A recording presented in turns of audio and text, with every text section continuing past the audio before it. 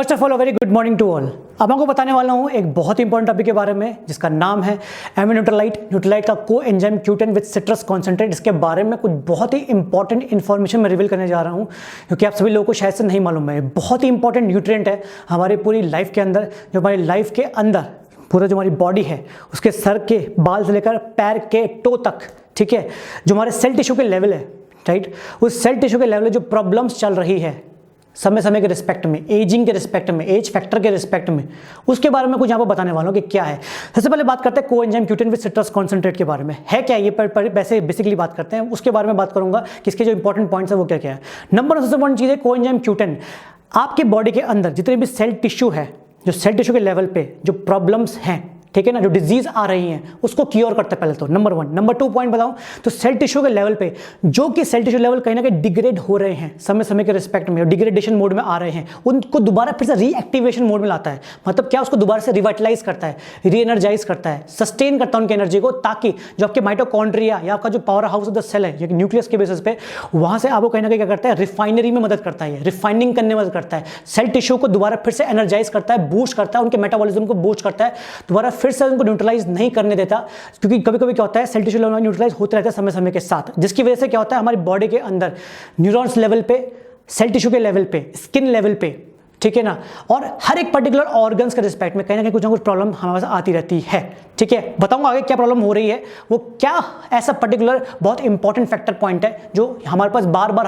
हमको problem create कर रहा है हमारी बॉडी में। ठीक है, तो सेल टिश्यू के लेवल पे ये बूस्ट करता है, सेल टिश्यू को एनर्जाइज करता है, मेटाबॉलिज्म बूस्ट करता है आपकी पूरी बॉडी का। नंबर 3 की बात करूं तो जो स्ट्रेस लेवल है आपकी पूरी स्किन का, जो स्ट्रेस बना हुआ है आपकी स्किन पे, उसको क्या करता है, कहीं ना कहीं रिड्यूस डाउन करता है। जी हाँ, बहुत इंपॉर्टेंट चीज़ है ये, ठीक है ना, इस हिसाब से इसको बूस्ट करता है। नंबर 4 की बात करूं तो वो है हमारी बॉडी के अंदर दो बहुत इंपॉर्टेंट चीजें हैं जो हमेशा कहीं ना कहीं बनती रहती है। वो क्या बनती है हमारी बॉडी के अंदर, ऑब्वियस बात है, बिल्कुल सही पहचाना आपने। सबसे पहली चीज क्या बनती है, न्यूरोटॉक्सिन्स। न्यूरोटॉक्सिन मतलब क्या, ऑर्गन्स के रिस्पेक्ट में जो टॉक्सिफिकेशन हमारी बॉडी के अंदर बनने पे लगी हुई है, जो डिटॉक्सिफाई नहीं हो पा रही है समय समय के साथ। चाहे आप कितने भी जूसेस पी लो आज के टाइम में, जितने भी स्क्वैशेस पी लो, जितने पर्टिकुलर आप वाटर पी लो या कुछ भी आप और चीजें पी लो, कहीं ना कहीं कुछ ना कुछ प्रॉब्लम्स हमारे सेल टिश्यू के लेवल पे, उस सेल टिश्यू के रूट लेवल पे कहीं ना कहीं क्या आती है,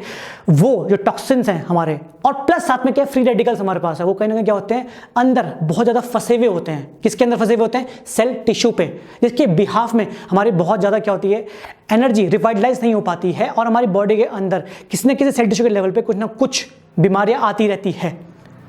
लगातार, कंटिन्यूसली, कभी ना कभी, ठीक है ना, महीने भर, हर हफ्ते भर, इस टाइम में। क्योंकि जो पॉल्यूशन हमारी बॉडी के अंदर जा रहा है, हमारे नॉस्ट्रल्स के थ्रू, हमारे ईयर्स के थ्रू, ठीक है ना, हमारे माउथ के थ्रू, ठीक है ना कहीं जाने पर लगा हुआ है। वो पॉल्यूशन कहाँ जा रहा है, वो पॉल्यूशन जा रहा है सेल प्लस टिश्यूज दोनों के रिस्पेक्ट में जा रहा है, ठीक है ना। अगर मैं स्किन लेवल्स की बात करूँ और डीप लेयर ऑफ ऑर्गन्स की बात करूँ तो उन दोनों के रिस्पेक्ट में कहीं ना कहीं जाने पर लगा, उसको एक्सक्रीट आउट करने में, या उसको बैलेंस आउट करने में, या उसको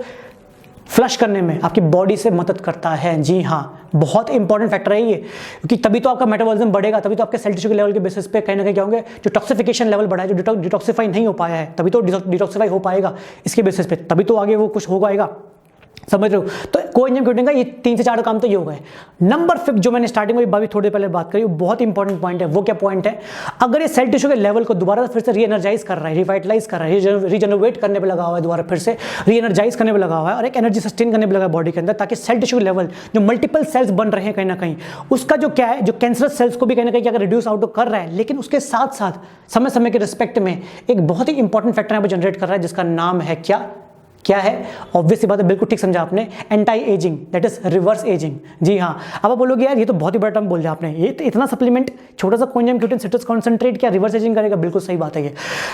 आपकी एज जो है, मेच्योरिटी पीरियड से जो आगे बढ़ चुकी है, एडोलेसेंट से स्टेज बढ़ चुकी है, एडल्टहुड से आगे जो बढ़ चुकी है, उसके हिसाब से क्या होता है, body to body genetic coding के अकॉर्डिंग वेराई करती है समय समय के साथ। कहने का मतलब क्या है, genetic coding, hereditary coding, inheritance coding, inheritance trait के बेसिस पे कहीं ना कहीं आपकी बॉडी कहीं ना कहीं करती है, प्रेसिपिटेट होती जाती है समय समय, ये डिग्रेडेशन में आती जाती है। इसकी वजह से क्या होता है, हर बॉडी टू बॉडी, चाहे मेल और फीमेल हो, कोई भी हो, उनकी बॉडी कहीं क्या होती है, बूढ़ा होना स्टार्ट हो जाती है स्किन टिश्यू लेवल के सेल्स पे, या स्किन सेल लेवल पे, ठीक है ना। उसको दोबारा फिर से री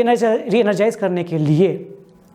नेचुरल में फॉर्म में लाने के लिए कोएंजाइम क्यूटेन का यूज करना पड़ेगा आपको, और उसके बेसिस पे रिवर्स एंटी एजिंग हो सकती है। ठीक है, ये आपका हो गया। रिवर्स एंटाइजिंग बहुत इंपॉर्टेंट फैक्टर है कोएंजाइम Q10 का, इसकी बेसिस पे यहाँ पर चल रहा है। अगर मैं लास्ट बट नॉट लीस्ट की बात करूँ तो वो क्या है, प्रोटीन कोलाजन लेवल्स को भी क्या करता है, एनहेंस करता है, बूस्ट करता है आपकी बॉडी के अंदर। क्यों? क्योंकि स्किन सेल लेवल पे जब ये क्या कर रहा है, अपनी रिवाइटलाइजिंग को बना रहा है, एनहेंस कर रहा है, एक कोटिंग बनाने पे लगा हुआ है, एक नेचुरल कोटिंग बनाने पे लगा हुआ है, ठीक है।